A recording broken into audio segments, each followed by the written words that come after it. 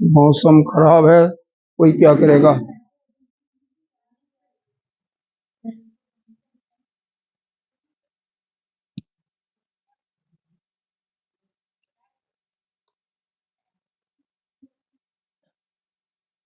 ओम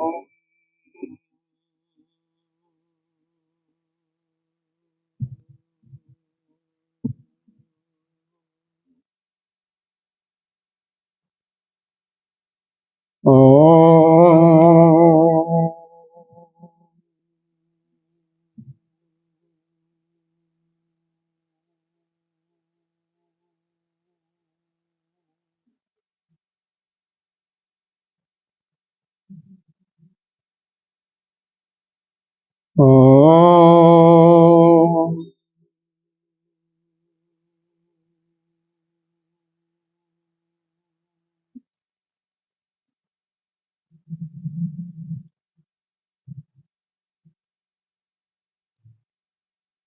ओम पार्थाय प्रतिबोधितां भगवता नारायणेन स्वयं व्यासेन ग्रथितां पुराणमुनिना मध्ये महाभारतम् अद्वैतामृतवर्षिणीं भगवती अष्टादशाध्यायिनीम्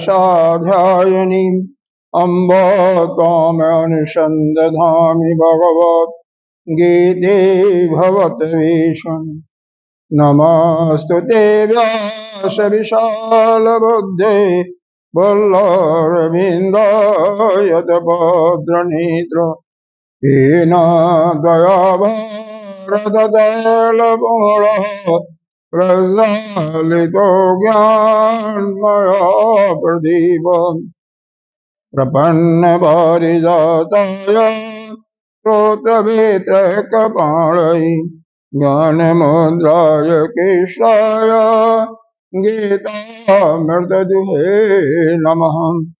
सर्वोपनिषदो गावो गोग्धा गोपालनन्दनः सुधीरपार्थो वत्स सुधीरभोक्ता दुग्धं गीतामृतं महत् वसुदेवसुतं देवं कंसचारूढमर्दनं देवकी परमानन्दं कृष्णं वन्दे जगद्गुरुम् भीष्मद्रोणतथा जयद्रथजल गान्धारनीलोत्पल शैलग्राहवती कृपेणवहनी करणेन विलोकुल अस्वस्थामविकर्णघोरमकर दुर्योधनवर्धिनी सोतीरा खलु पाण्डैरणनदी कवर्तकः केशव पाराशरवचः सरोजममलं गीतार्थगन्धोद्घटम् नानाख्यानककेशरं हरिकथा सम्बोधनाबोधितम् लोके सज्जनषट्पदैरहरः पिबीयमानं मुदा भूयात् भारतपङ्कजम् कलिमलिप्रथंसिनः श्रेयस् मोघं करोति वाचालं पङ्गुलङ्घयति गिरिं यत्कृपातमहं वन्दे परमानन्दमाधवम् यं ब्रह्मा वरुणेन्द्ररुद्रमरुतः वर्धवन्ते दिव्यैस्त्वयि वेदैः साङ्गपदक्रमोपनिषदैः गायन्ति यं सामि ज्ञानावस्थित तद्गतेन मनसा पश्यन्ति यं योगिनो शान्तं न विदुः सुरसुरगणा देवाय तस्मै नमः देवाय तस्मै नमः। ॐ सहनावतु सहनो भुनक्तु सह वीर्यं करवावहै तेजस्विनावधीतमस्तु मा विद्विषावहै। ॐ शान्ति शान्ति शान्तिः।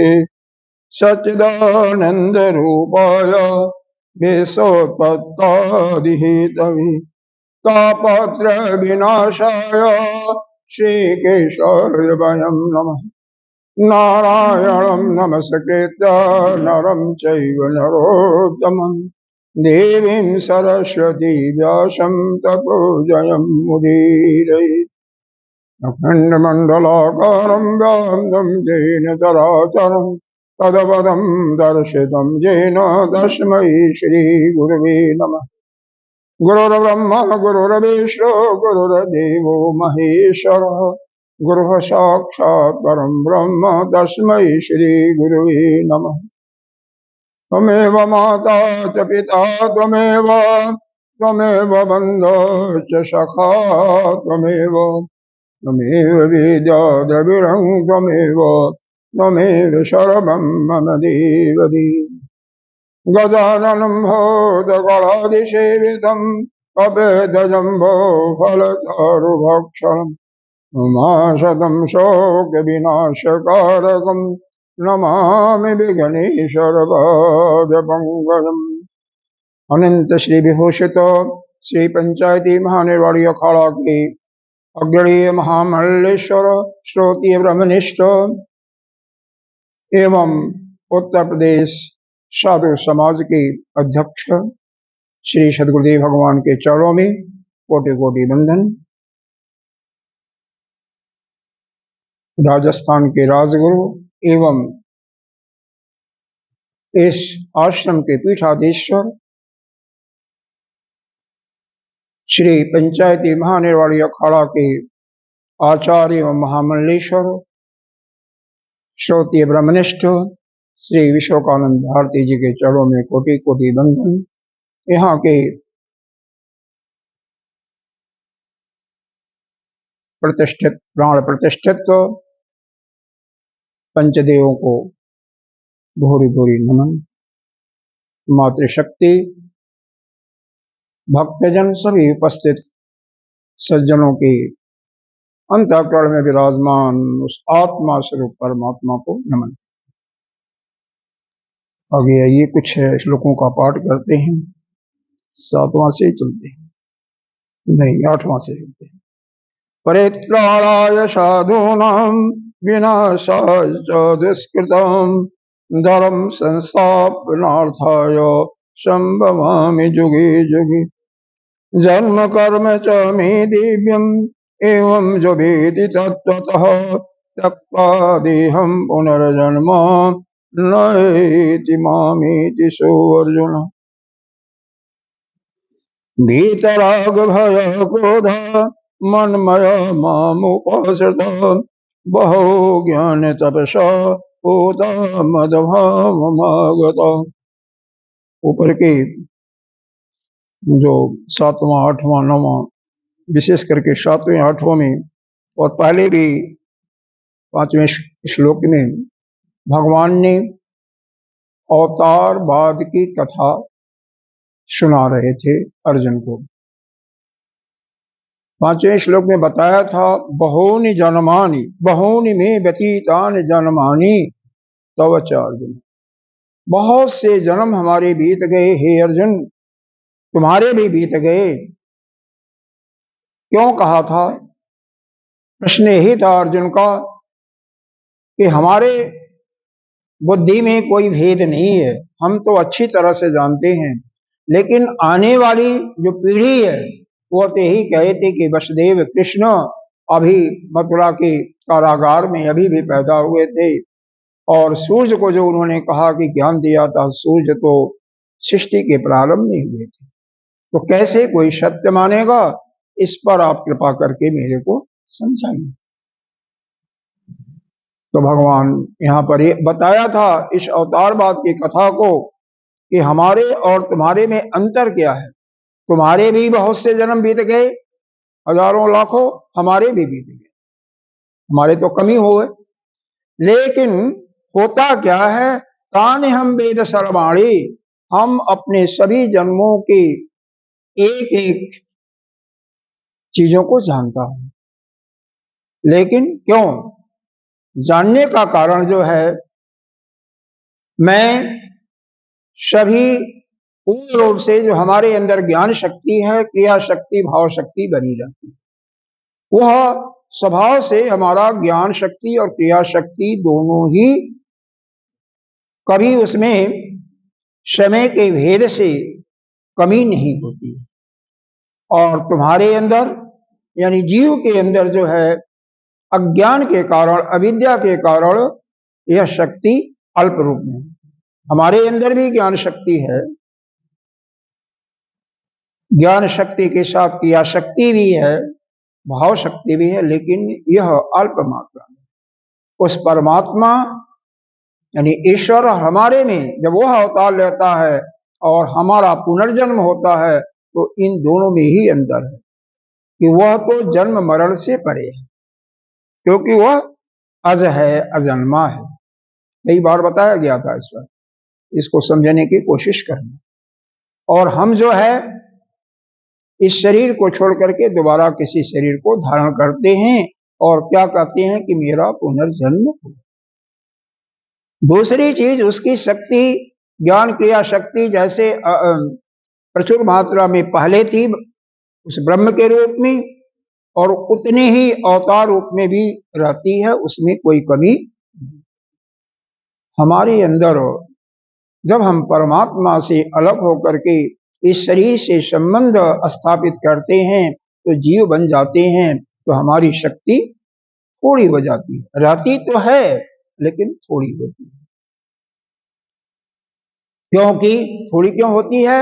हमारे अंदर कामना होता है, वासना हो जाता है, अपने जो पूर्व जन्मों में भोगा हुआ है उसकी इच्छा हो जाती है कि पुनः पुनः भोगने की।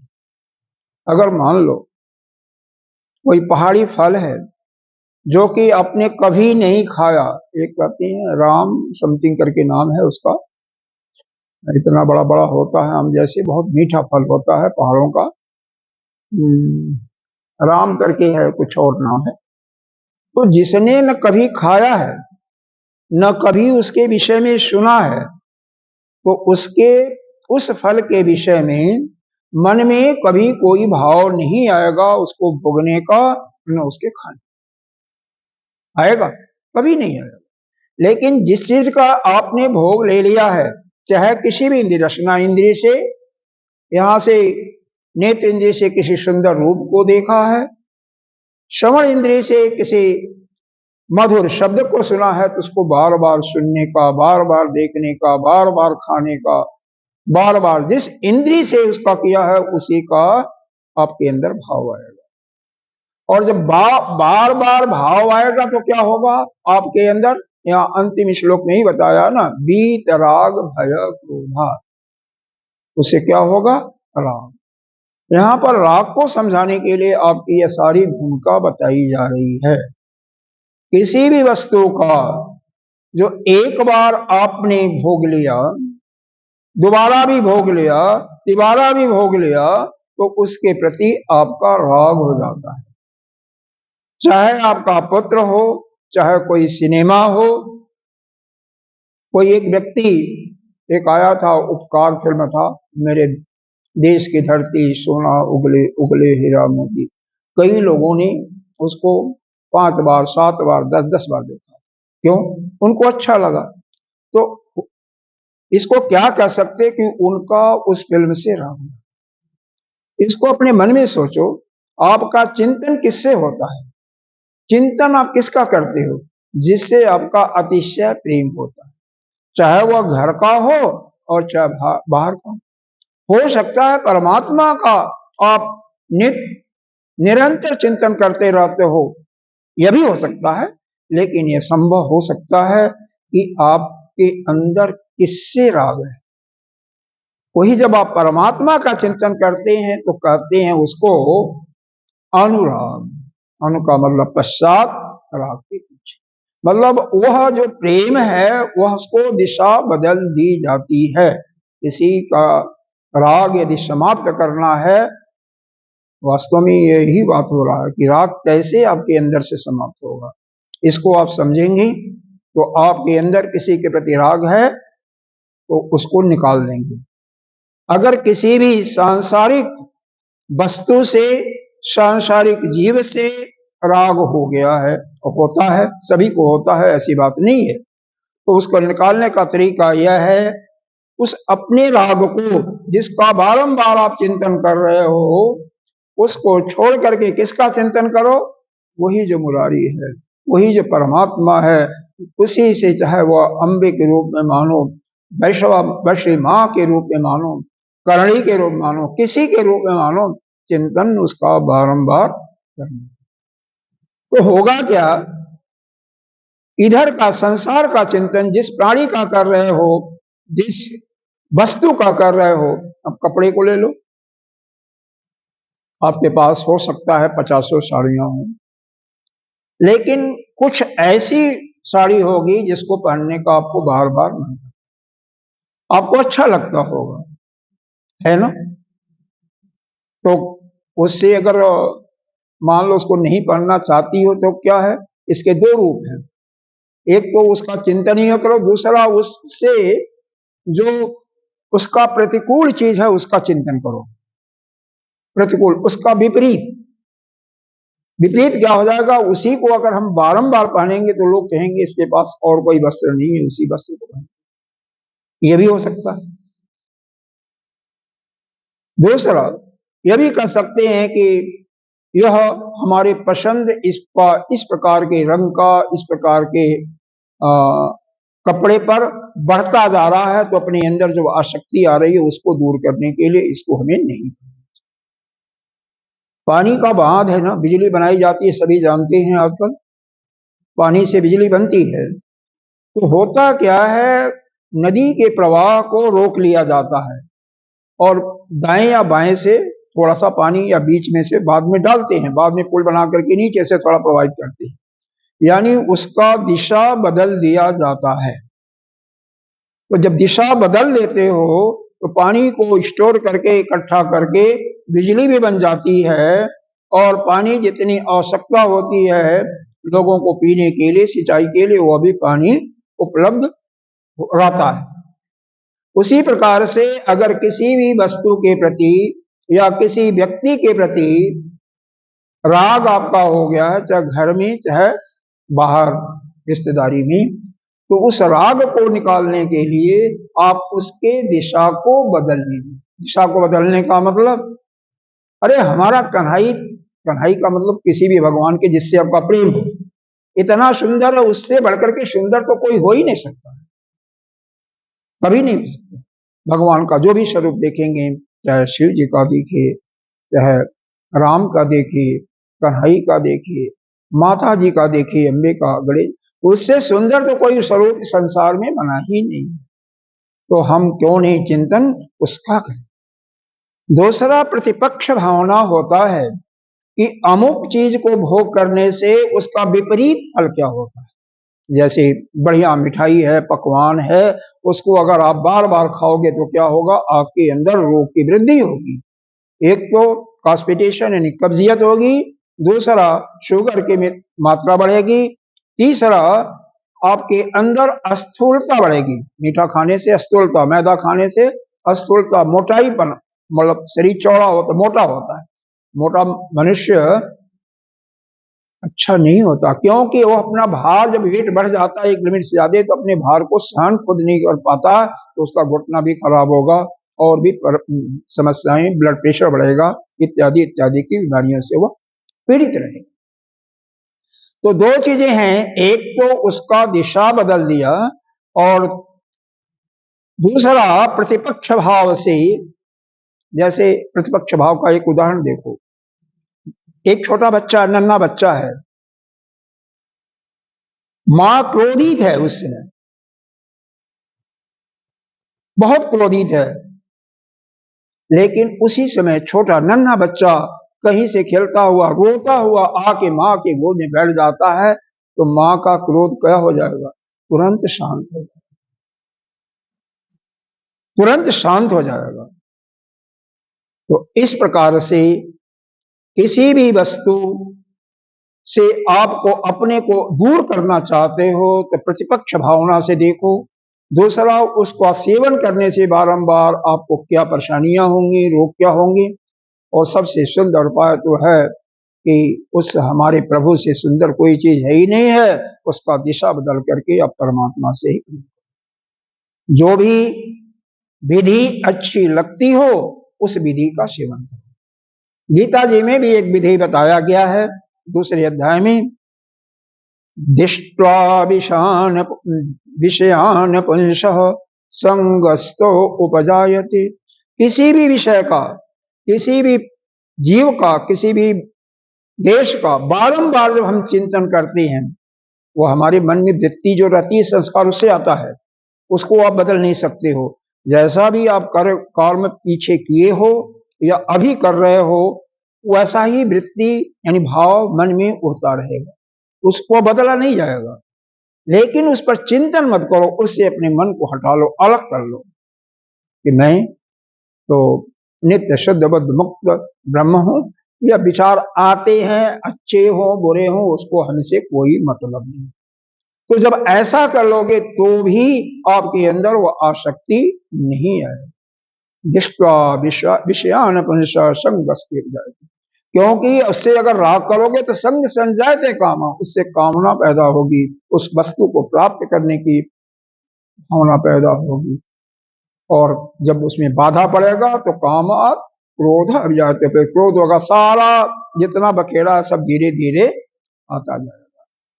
तो इसलिए ये चार सिद्धांत हो गए राग को दूर करने के लिए। किसी से, किसी वस्तु से, किसी जीव से आपको अतिशय प्रेम है बारंबार, या किसी देश से तो उसका बारंबार चिंतन ज्यादा कर रहे हो, दिन में 10 बार उससे बात कर रहे हो, इसका मतलब उससे आपकी आसक्ति हो गई।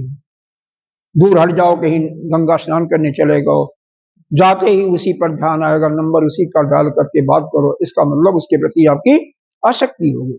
तो उसको दूर करने का पहला सिद्धांत यह है कि अपना दृष्टिकोण, अपना प्रेम वहां से हटा करके उस परमात्मा पर लगाओ।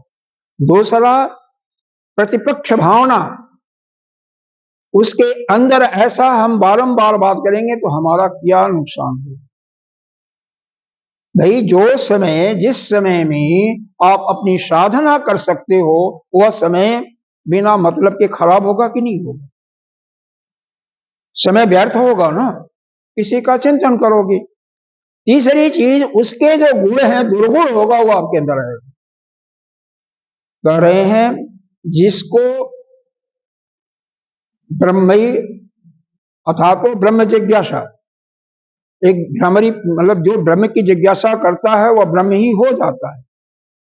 ब्रह्मविद ब्रह्म ही भवति, ब्रह्म को जानने वाला ब्रह्म ही हो जाता है। एक बंभीरी नाम का कीड़ा भागवत में, श्रीमद् भागवत के 11वें स्कंद में बताया था, कई बार बताया आपको। वह किसी कीड़े को पकड़ करके उसको अपने जैसा ही बना ले, उसकी कोई प्रजाति नहीं होती, वो संतान नहीं पैदा करता, उसका संतान ऐसे ही बढ़ता है। तो जो उसके अंदर दुर्गुण है, अरे नहीं दुर्गुण है तो किसी के शरीर में ये 7 धातुएं तो होती हैं, रस है, रक्त है, मांस है, मज्जा, मेदा, हड्डी, वीर्य भी है, थूक भी है, या पसीना भी आता है, यह भी है ना, यूरिन, पेशाब भी है, मल भी है। क्या है? एक स्थान पर एक ही चीज को रख दो तो दूसरे तीसरे दिन इतनी बदबू आएगी, तो ऐसा सोचते हुए उससे अपना चित्त अपने आप हट जाएगा। किसी से भी अगर आसक्ति है और यह सोचोगे, कोई भी व्यक्ति होगा, कोई भी संसार का प्राणी होगा, उसके अंदर यह सारी घटनाएं होती हैं, अपने मन को वहां से हटा सकते हो आसानी से। तो दिशा को बदलना, अपने को प्रभु से लगाना, प्रतिपक्ष भावना, और फिर उससे आपका क्या नुकसान होगा, अपने अंदर क्या होगा, उन दुर्गुणों को भी देखो। चौथा चीज बताया गया गीता जी में, किसी भी वस्तु का जिस पर आपकी आसक्ति है, उसका बारंबार कोई भी विचार आता है उस पर बारंबार मन को मत लगाओ, मन को अलग करो कि मैं तो शुद्ध, नित्य शुद्ध मुक्त परमात्मा ही हूं, इससे हमारा कोई प्रयोजन नहीं। तो अवतारवाद में पहली चीज तो आपने यह देखा कि परमात्मा का भी अवतार होता है, लेकिन उसका जन्म मृत्यु से परे होता है। हम शरीर में आते हैं तो जन्म मृत्यु के चक्कर में पड़ जाते हैं। हालांकि मेरा भी जन्म नहीं होता, वह सर्वज्ञ है, हम अल्पज्ञ हैं। ये विशेष रूप से भेद हो गया।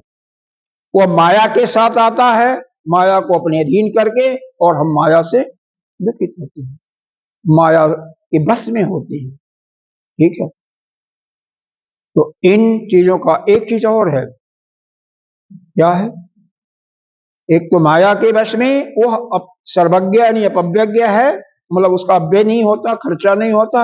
एक चीज और बताया गया था, क्या बताया गया था ईश्वर के विषय में? नहीं याद है, कुछ नहीं याद है। अरे अभी तो कल भी दोहराया गया था, है? भूल जाता है, कोई बात नहीं। मनुष्य का, इस जीव का स्वभाव ही है भूलना। अगर आप भूलोगे नहीं तो कैसे मैं बारंबार आकर के आपको वही चीजें बताऊंगा, है? बड़ा मुश्किल हो जाएगा ना। खैर देखो, हमेशा याद रखो, पहला तो जन्म मृत्यु का चक्कर, सर्वज्ञता, अल्पज्ञता, तीन हो गया, प्रकृति का साथ रहना, और दूसरा हम प्रकृति के वश में हैं।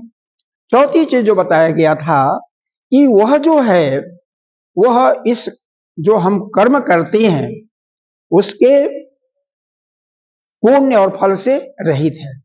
यानी ब्रह्मा से लेकर के चींटी पर्यंत, छोटी से छोटी वस्तु सब पर शासन करता है, सबको भोजन भी देता है, सबका पालन भी करता है।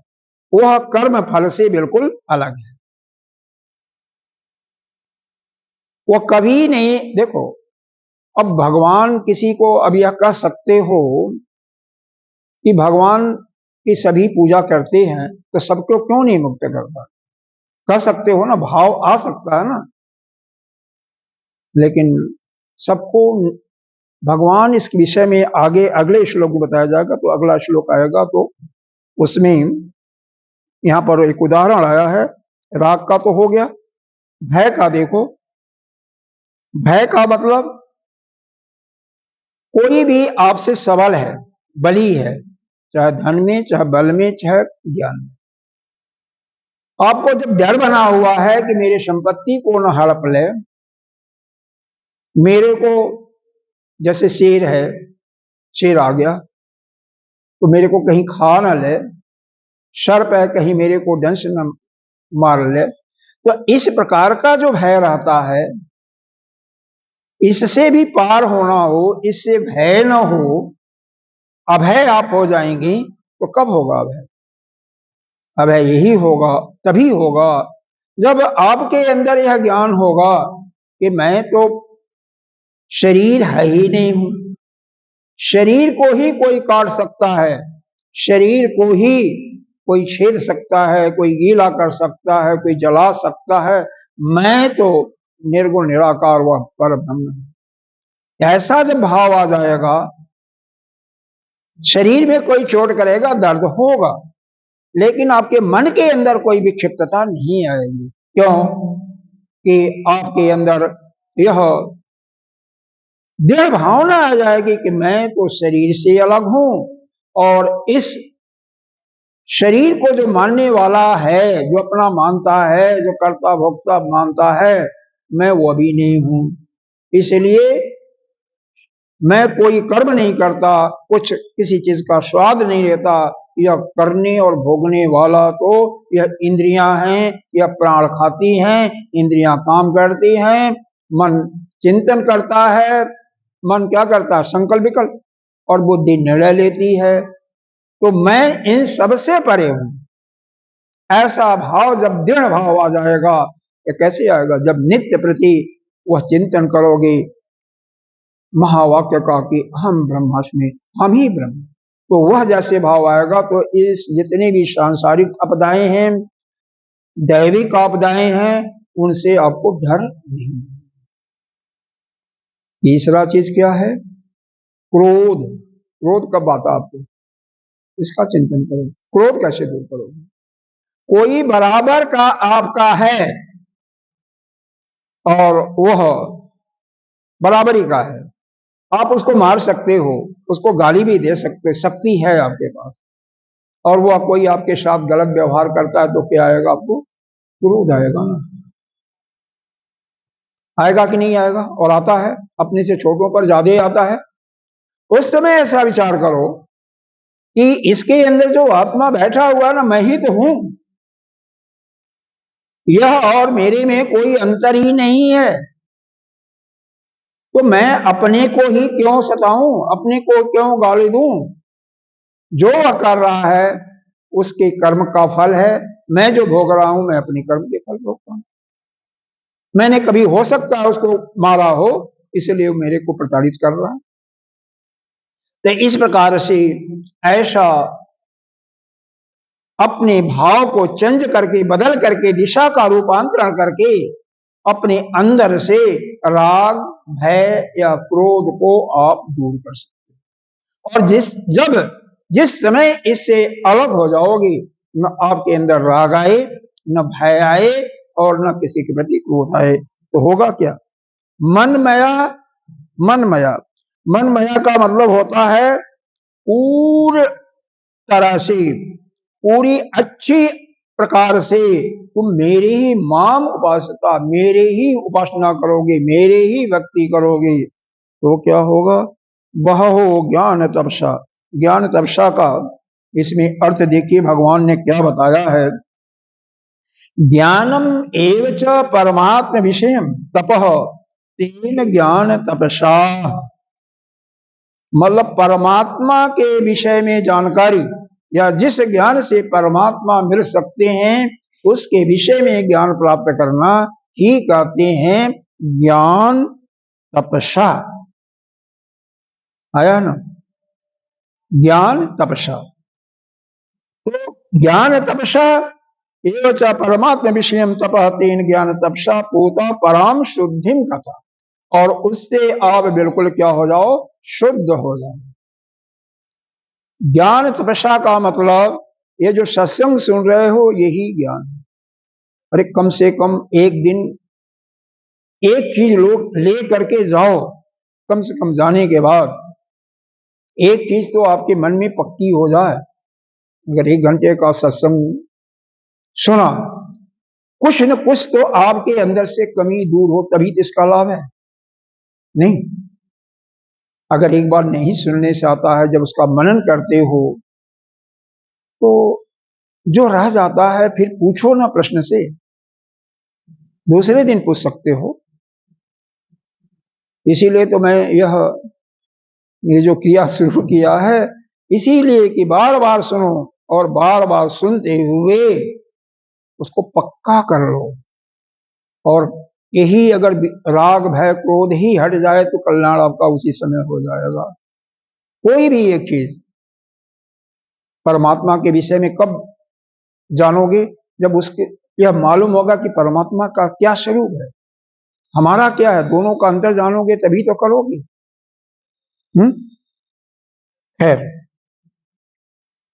मद भावम का अर्थ है ईश्वर भावम मोक्षम आगता शमन प्राप्त। मतलब ईश्वर भाव को प्राप्त होना, ज्ञान का सुनते सुनते, यह श्रवण मात्र से होता है, सत्संग से होता है, दूसरा स्वाध्याय से होता है, तीसरा एक और प्रकार है जब आपका ये संसार के प्रति राग, भय, क्रोध बिल्कुल हट जाता है, भगवान के प्रति या किसी विशेष संत के प्रति उसके दिल से आपका दिल लग गया, तो उसकी कृपा हो जाती, जो कि परमात्मा के रूप में ही वह आपको ज्ञान प्राप्त करा देता है। एक इस पर दृष्टांत आता, याद आ गया, देवी मद भागवत पुराण के अंदर एक छोटा सा दृष्टांत है, उसको मैं संक्षेप में बताता हूँ 1 मिनट 2 मिनट के अंदर ही। अयोध्या के ही राजा थे, किसी कारण से जो उनका बालक हुआ था वह मूर्ख था, मतलब उस उच्च ज्ञान उसका नहीं था।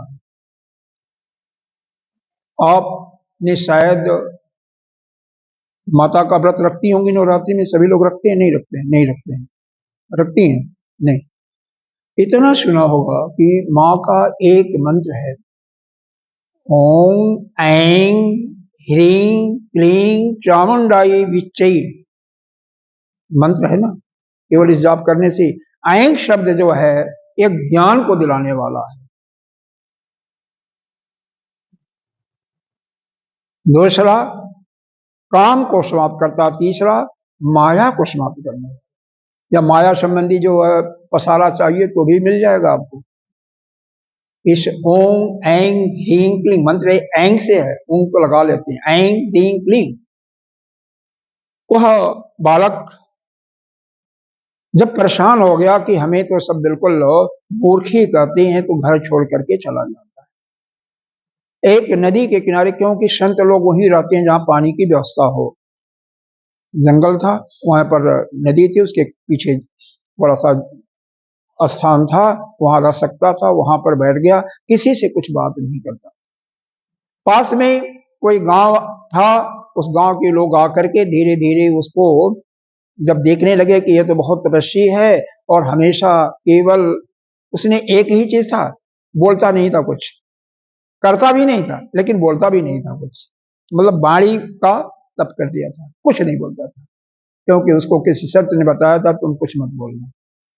गांव वालों को ऐसा विश्वास हो गया कि यह तो बहुत बड़ा सिद्ध महात्मा है, इसके लिए दोनों समय तीनों समय जो भी है भोजन की व्यवस्था वह करने लगे। धीरे धीरे उसके लिए छत भी एक डाल दिया, झोपड़ी बना दिया। एक बार ऐसा होता है, और जो वह कामना करते हैं, तो कामना तो पूरा परमात्मा करता है ना। अब मान लो मैं कह दूं किसी चीज को आपका यह पूरा हो जाएगा, ठीक हो जाएगा, तो मेरे अंदर कोई शक्ति नहीं है, करने वाला कौन है? वही ईश्वर, करता वही है। यह नाम हो जाता है कि यह मुक्ति है। तो उनकी जब श्रद्धा बढ़ती गई, क्योंकि कुछ न कुछ छोटी मोटी इच्छाएं होती हैं, वो पूरा होती जाती हैं, तो लोगों की श्रद्धा बढ़ती जाती है।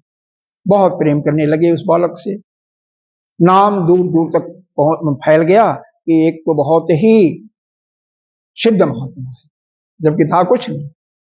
एक समय एक बहेलिया एक सूअर को मारा, शिकार किया, बाण तो लगा, लेकिन मृत्यु नहीं हुई, वो भाग गया, भागा उसी आश्रम के बगल से, पीछे पीछे से वो दौड़ा करते हुए आया। इससे पूछता है कि क्या मेरे शिकार को देखा है? कुछ नहीं बोलता है। 2 बार 3 बार, अंत में कहता है पागल, इसी का हम कुछ करें क्या, इसी को मार दें। इसके इसके मन से एक बैक ऐं शब्द निकला, और ऐं शब्द बीज मंत्र है मां दुर्गा। उसी समय तत्काल ही उसके मन से एक सुंदर श्लोक निकलता है, जबकि वो बोलता नहीं था, मूर्खाधिराज था। मां की ऐसी कृपा हुई कि वह ज्ञानी महात्मा बन जाता। क्यों?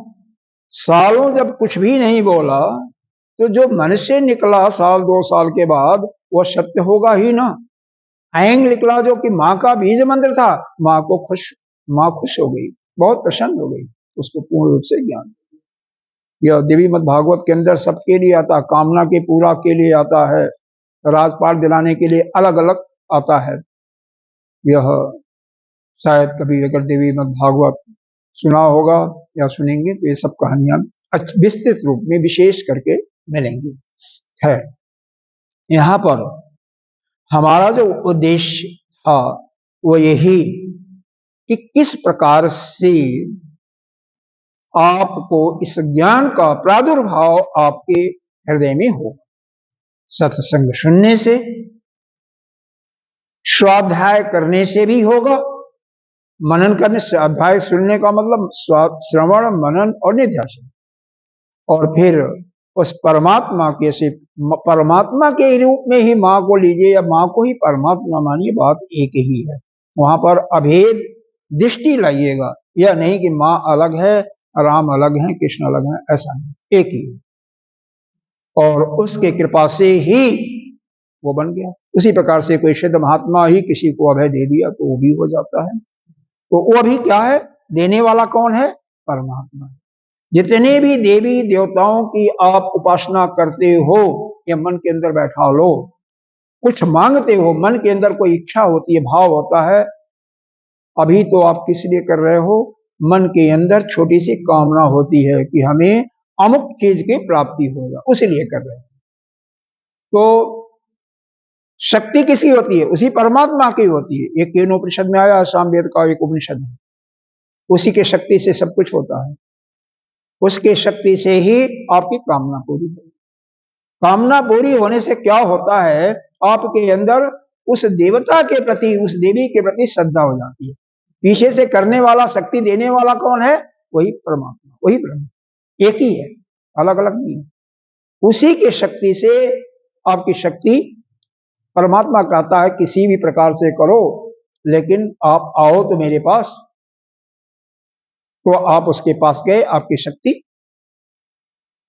बढ़ी, श्रद्धा बढ़ी, उसका नित्य निरंतर और भी पूजा पाठ करने लगे, बढ़ गया। बढ़ता है कि नहीं बढ़ता है? यह प्रैक्टिकली आपने देखा होगा।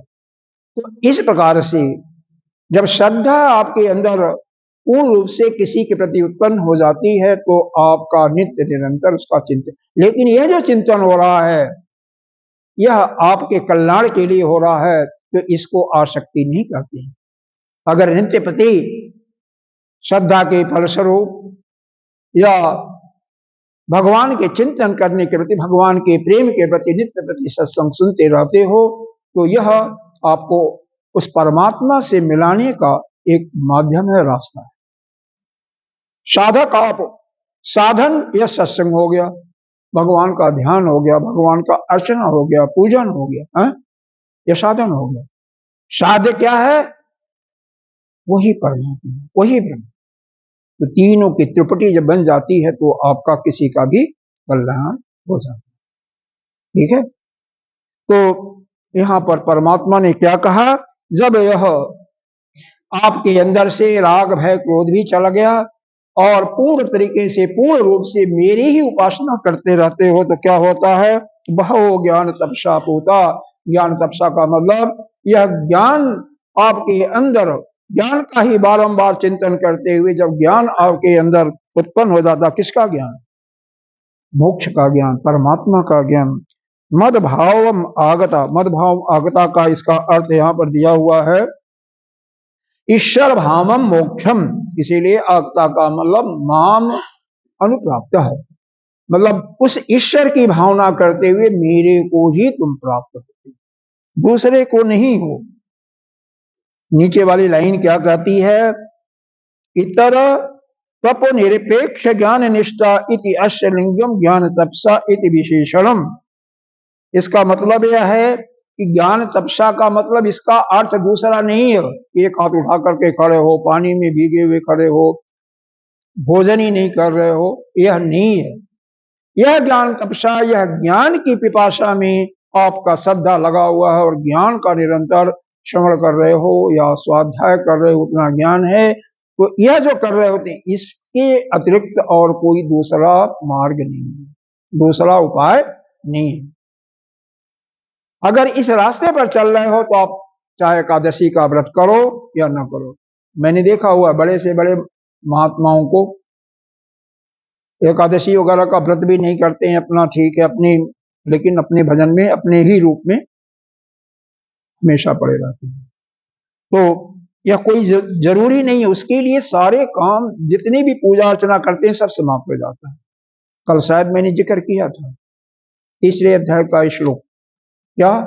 जब आपका अपने आत्मा से ही पूर्ण रूप से, आत्मा से ही क्रीड़ा करने लगते हो, आत्मा से ही प्रेम हो जाता है, उसी में संतुष्ट भी हो जाते, उसी में तृप्त हो जाते, तो संसार का कोई भी कर्म आपके लिए शेष नहीं। तब तक, जब तक ये नहीं होता है तो हमें यज्ञ भी करना चाहिए, अग्निहोत्र भी करना चाहिए, दान भी देना चाहिए, पूजा भी करना चाहिए, ध्यान भी, सब कुछ करते रहना चाहिए, ये छोड़ना नहीं चाहिए। अरे भगवान कहते हैं अर्जुन, मैं खुद देखो मेरे लिए संसार में कोई कार्य बाकी नहीं है, लेकिन जो आगे आने वाली संतान है वह कहीं भ्रमित न हो, इसलिए मैं देखो मैं कार्य करता रहता हूं। तेरा क्या बना हूं? भगवान क्या थे अर्जुन के? अरे रथ को चलाने वाले को क्या कहते हैं? सारथी। ये भी नहीं जानते? सारथी, सारथी का काम और भगवान पूर्ण तरीके से निभाते थे। भगवान पहले उतरते थे रथ से, हाथ पकड़ करके अर्जुन को उतारते थे, जाने के बाद घोड़े की मालिश भी करते थे, उसको चारा भी खिलाते थे, पूर्ण रूप से सेवा। अर्जुन का भी ध्यान करते थे। युद्ध में भगवान को भी बाण लगता था ना, सारथी को बहुत बाण लगते हैं, क्योंकि सबसे आगे तो वही होता है ना। तो भगवान कहते हैं देखो अर्जुन, मेरे के लिए कोई कार्य संसार में नहीं है। मैं जो कुछ करना था प्राप्त किया था, प्राप्त कर चुका, मेरे को कुछ नहीं चाहिए। उसी प्रकार से जब आप भी पहले तो सकाम कर्म करके देवी देवताओं की पूजन कर रहे हो, भगवान की उपासना कर रहे हो, जब आपके अंदर कोई भी इच्छा नहीं होगी, कुछ भी नहीं चाहिए, केवल भगवान से प्रेम है, प्रेम अनुराग है, इसीलिए उसकी उपासना करें। भगवान साक्षात प्रकट हो जाए तब भी आपको कुछ नहीं चाहिए। अगर ऐसी भावना हो जाएगी तो भगवान कहते हैं यह तो मेरे लिए प्रिय है और उसी को मैं मोक्ष दिलाता हूं। अंत में बताया हुआ है, अहम पुनः नित्य शुद्ध मुक्त मुक्त स्वभावात अनावरण ज्ञान शक्ति इतवेद अहम हे परंतप। इस कारण यह मेरी ज्ञान शक्ति जो है आवरण रहित है, हे परंतप। इसी कारण से मैं सब कुछ जानता हूं, और जो मेरे को मेरे लिए सब कुछ समर्पित कर देता है, मेरी आराधना नियमित करता है लेकिन कुछ नहीं चाहता, वह मेरे लिए अतिशय प्रिय है। अगला श्लोक देखिए, अजोपि सन। अब ये तो हो गया था मेरे पास, अरे कहीं पीछे आ गए हम। जे यथा माम प्रपद्यन्ते ताम तथैव भजाम्यहम् मम वर्तमान अनुवर्तन्ते मनुष्या पार्थ सर्वशः। ये अथा मतलब इससे अलग, माम प्रपद्यन्ते जो मेरी ही पूजा करता है, मेरी ही आराधना करता है, ताम तथैव भजाम्यहम्, वही जो पीछे बताया था उसी का है। जिसके अंदर जैसी भावना होती है, आप पूजा करने के भगवान का ध्यान कर रहे हो, जो मन में विचार आया, हर एक के मन में अलग अलग विचार आता है, भगवान कहते हैं मैं वही देता हूं उसको। किसी ने कहा भगवान मैं बहुत दुखी हूं, भगवान कहते हैं तथास्तु। तो इसका मतलब अपने को दुखी कहोगे तो दुखी ही रहोगे।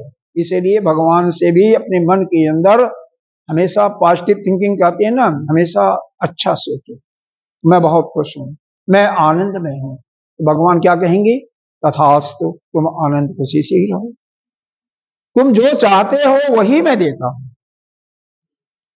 संसार की किसी वस्तु की कामना होती है पूजा करते समय, और पूजा में ध्यान आपका लग गया तो भगवान उस परमात्मा से आपका दिल लग गया, तो जो भावना है, जिस चीज की कामना होती है वह कामना निश्चित रूप से पूर्ण होती है। अरे यहां तक कि कहा गया है अगर इस जन्म में नहीं होगी तो अगला जन्म लेकर के वह चीज आपको मिलता है, वह पूरा होता है, और फिर लेना पड़ेगा जन्म। इसीलिए मन के अंदर कोई इच्छा ही मत लाओ, और जिसके अंदर कोई कामना नहीं होती है उसको दूसरा जन्म लेने की जरूरत नहीं होती है। इसी में बताया गया दूसरे श्लोक में, विहाय कामान सर्वान पुम्माम चलते निष्पेह निराशी निर्ममो भव शांति अनंत, या शांति में अधिगच्छति। तो जो किसी से कोई आशा नहीं रखता, कोई अपेक्षा नहीं रखता, किसी से मोह माया नहीं रखता, सारी कामनाओं को छोड़ करके भगवान को समर्पित कर चुका है, वो हमेशा शांत रहता है, खुश रहता है, आनंद में रहता है। अगर आनंद चाहिए तो अरे देखो जो हमारे लिए क्या इच्छाएं हैं, भोजन ना, उसके अलावा क्या है? भोजन तो परमात्मा सबको देता है, तो आपको क्यों नहीं देगा? लेकिन कब? जब उसके अलावा आपका कोई नहीं है, उसी के आश्रय में, जैसे एक छोटा बालक माँ के आश्रय कर देता है, कोई भी मारेगा माँ के ही गोद में आकर के, उसी प्रकार से भगवान का ही आश्रय लो, जो चाहिए वो मिलेगा। और कुछ नहीं चाहिए तो भगवान कहेगा इसको तो मैं मोक्ष दूं। इसका मम वर्तमान वर्तन्ते, भगवान कहते हैं जो मेरे रास्ते का जो मैंने ऊपर कहा हुआ है उसे का ही अनुसरण करता है। मनुष्य पार्थ सर्वशः, वह सब कुछ है पार्थ, वह वही मनुष्य सब कुछ प्राप्त कर लेता है। अब इसका भाव देखें, भाष्य क्या देखें। जे जथा जेन प्रकारेण जेन प्रयोजन जत फल अर्थिता माम प्रपंदे, जिस फल के लिए जिस इच्छा के लिए मेरा जो जिस प्रकार से भजन करता है तान तथा इव तत्फल फलदानेन भजामि अनुग्रहण, मैं उसको उसी प्रकार का फल देता हूँ, वही उसी जो उसके अंदर कामना होती है उसी को मैं देता हूँ, दूसरा नहीं देता हूँ। अगर किसी को 10 रुपये चाहिए तो मैं 10 ही रुपया दूंगा, ज्यादा नहीं। कोई कहता है नहीं हमें एक गाय दे दो, तो भगवान गाय ही देंगे और कुछ नहीं देंगे। जितना जो कहता कुछ नहीं दूंगा, कुछ नहीं चाहिए, तो भगवान उसके लिए तो अपने खजाना खोल रखते हैं, जो उनको मन करेगा वही देंगे, जिससे उसका कल्याण हो। तीन जोग बलिन, अगर पैसे से धन से उसका कल्याण नहीं होता, क्योंकि पैसा धन से कल्याण नहीं होता, तो भगवान उसको ले भी सकते हैं। प्राणी से नहीं है तो उसको भी ले लेंगे। ध्रुव का देखो, नारद जी का देखो, पूर्व जन्म की कथा। नारद जी का माता से साधना में विघ्न पड़ता था। नारद जी एक बार संतों की टोली आई थी, जन संत थे, उनके साथ साथ जा रहे थे। माँ ने मना कर दिया और संत ने बताया जब तक माँ है माँ की सेवा करो। भगवान ने थोड़ी ही दिन में माँ का मृत्यु दे दिया और फिर चले गए। तो भगवान को प्राप्त करने में जो सांसारिक बाधाएं आती हैं भगवान उसको भी दूर कर देते हैं। अगर आपका मन लग जाता है तो वो भी दूर कर देते हैं। तेन जोग बलेन युक्ता सर्मता भवन्ति ब्रह्म परिरक्षितम, ब्रह्म छत्र परिपालित जगत परिलायतुम अलम। मैं कह रहे हैं यहाँ पर भगवान कि जगत का पालन करने के लिए ही ब्राह्मण और क्षत्रियों को मैंने अलग अलग कर्म दे दिया। ब्राह्मणों को ज्ञान देने के लिए, तपस्या करने के लिए, और वहीं पर क्षत्रियों को उनकी रक्षा करने के लिए और देश की रक्षा करने के लिए।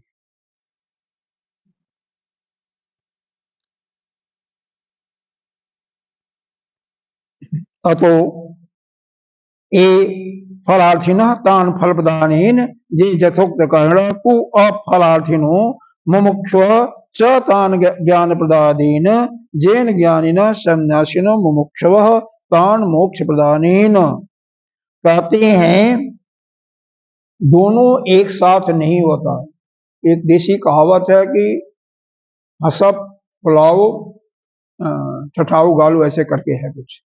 एक ही साथ तुम हंसना भी चाहो और मुंह को फुलाना भी चाहो तो दोनों संभव नहीं हो सकता है।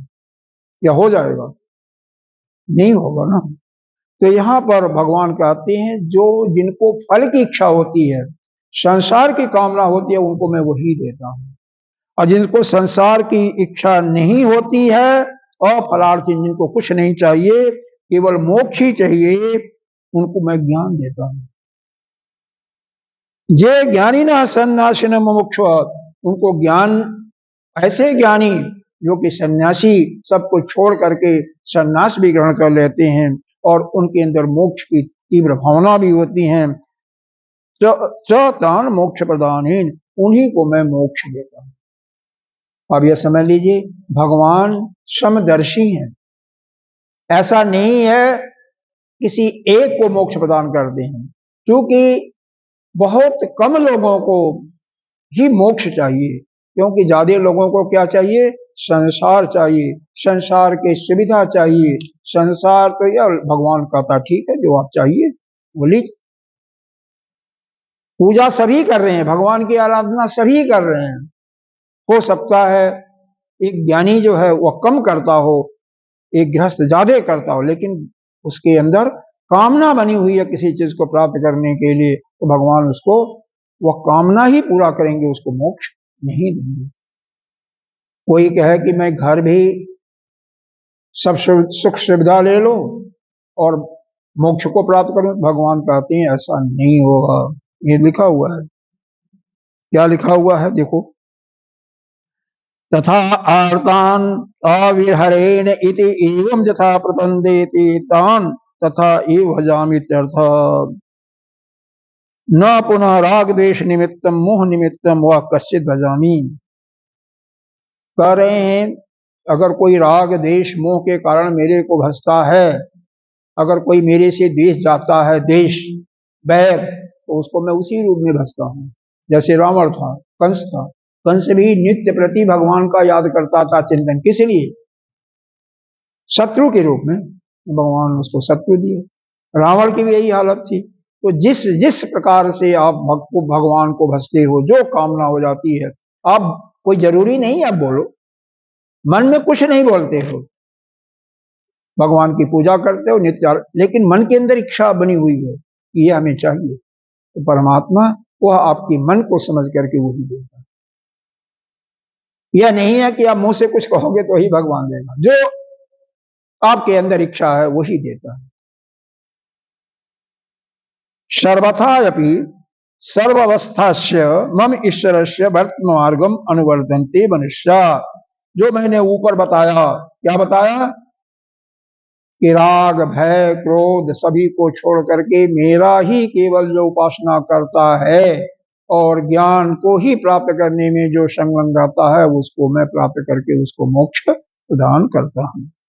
जथ फलार्थितया जस्मिन कर्मणि अधिकृता जे प्रतंते जे मनुष्या उचंते हे पार्थ सर्वस्यहि सप्रकारी। जो जिस लायक है, जिस योग्य है, उसको उसी उसी प्रकार का फल है। मतलब भगवान के अंदर राग भय दोष नहीं है किसी से, न तो प्रेम है न किसी देश है, जो जैसा चाहता है वैसा ही करते हैं। इति तव ईश्वरस्य राग आदि दोष अभावात् सब प्राणेषु अनुजिघ्रक्षायाम तुल्यायाम सर्वफल प्रदान समर्थे च त्वपि सती वासुदेव सर्वम इति ज्ञानीन एव मोक्षव संत कस्मात् त्वाम एव सर्वे न प्रपन्नन्ते इति शुन सत्य कारणम।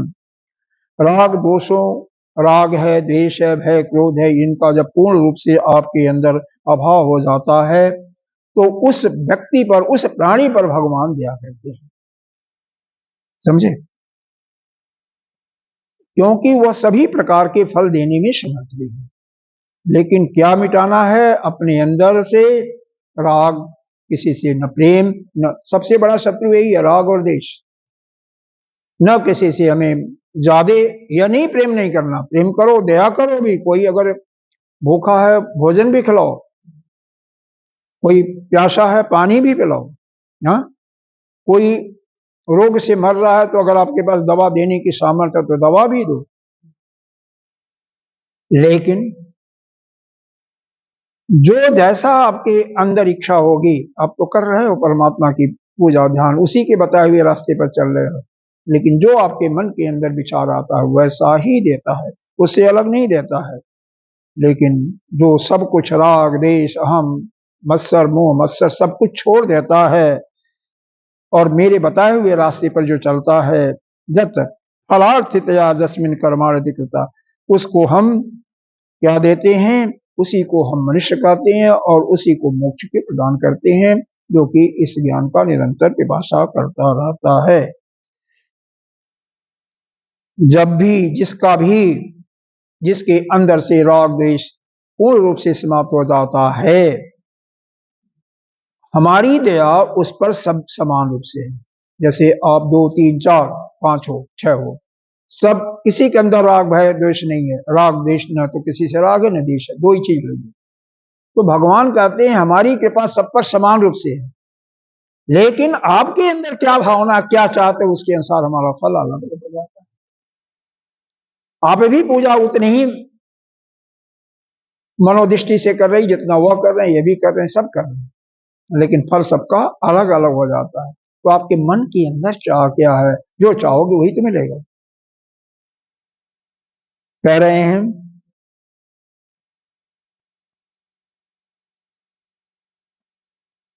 हैं मनुष्य जो है अनुजिघ्रक्षायाम तुल्यायाम प्रधान समर्थे चतुर्शती, हे परमात्मा, हे वासुदेव, आप सभी को मोक्ष देने में समर्थ हो, तो फिर क्यों नहीं मोक्ष देते सबको?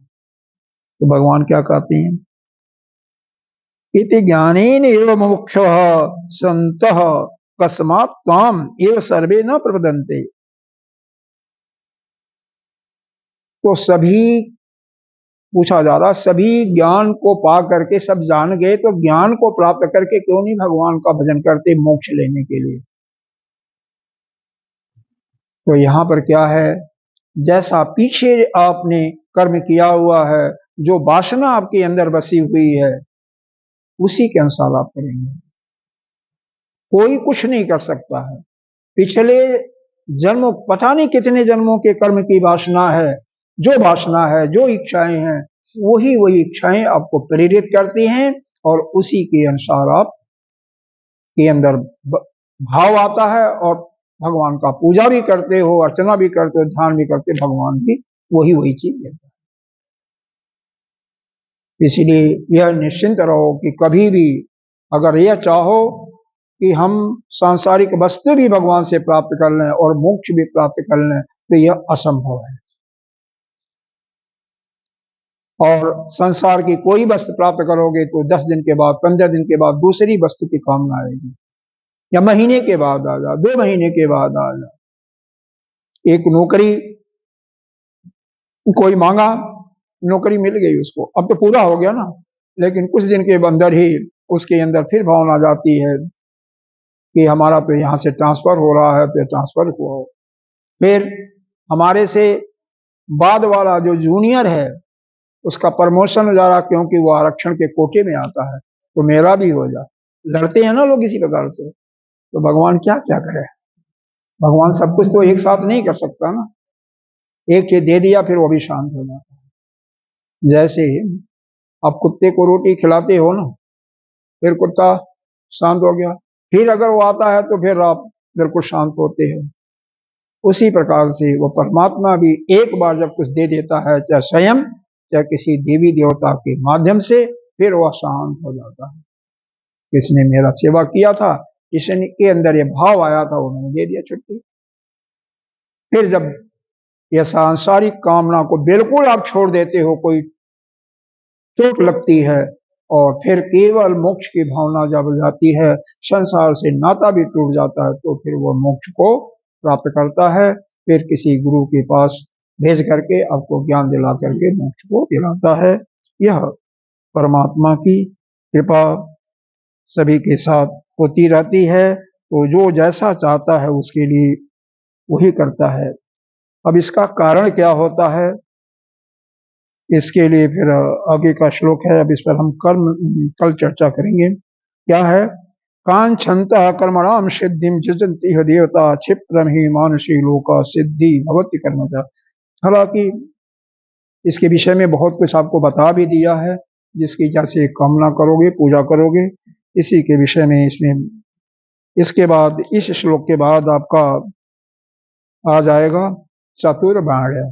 चातुर्वर्ण्य, ये जो 4 वर्ण होती हैं, वर्ण व्यवस्था है, उस पर चिंतन होगा।